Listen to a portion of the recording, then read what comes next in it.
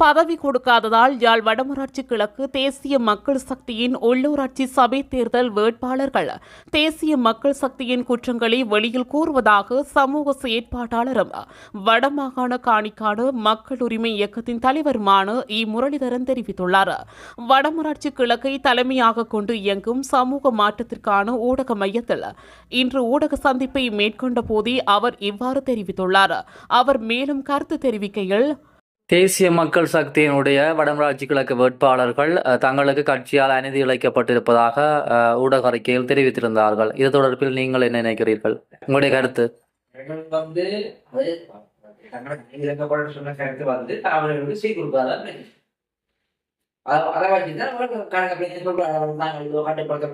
மேம்படும் முறையில அதை கட்டுப்படுத்த முடியாது சொல்றார்கள். ஆனால் அவர்களுக்கு அந்த சீட்டை கொடுத்திருந்தா இருக்குமோ? நீங்கள் பார்த்தீங்கன்னா அந்த எனக்கு தெரிஞ்சதில்ல அந்த வேட்பாளர்கள் தடை செய்யப்பட்ட மீன்குழு முறையில செய்யாட்டார்கள். அவர்களுக்கு பின்ன அவர்களை ஆதரவாக செல்கிறார்கள். அந்த போட்டியிட்ட வேட்பாளர்கள் அப்படியே செய்யாட்டார்கள். அவர்கள் போட்டியிட்டவர்களை ஆதரவாக செய்கிறார்கள்.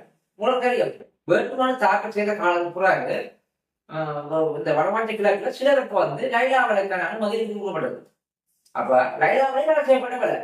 அந்த அந்த அனுமதி எடுத்து கொடுக்கறதுக்கு கூட்டிக் கொண்டு போன ஒரு வேட்பாளர் தான் சொல்லியிருக்கிறார். செய்யப்பட்ட மீன்பிடி முறைகளை நாங்கள் தடை செய்ய சொல்லி வளமுறை அமைச்சருக்கு சொல்லியும் அதை கேட்க சொல்றாரு. அப்ப அவர் தனக்கு சீட்டை கொடுத்துட்டு அவர்கள் கூட்டிக் கொண்டு போய் தடை செய்யப்பட்ட முறைக்கான மீன்பிடி நோயை எடுத்து கொடுத்தார்.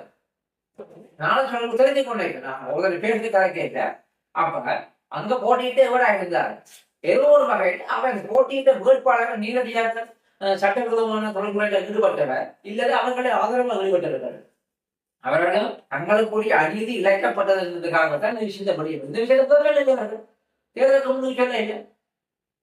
தங்களுக்கு அந்த சீட்டை வழங்கப்பட்டிருந்தால் வந்துடாது.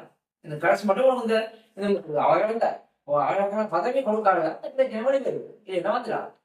இதுபோன்ற செய்திகளை உடனுக்குடன் அறிந்து கொள்ள தமிழ் பிளஸ் யூடியூப் சேனலை மறக்காம சப்ஸ்கிரைப் பண்ணுங்க, கமெண்ட் பண்ணுங்க, ஷேர் பண்ணுங்க.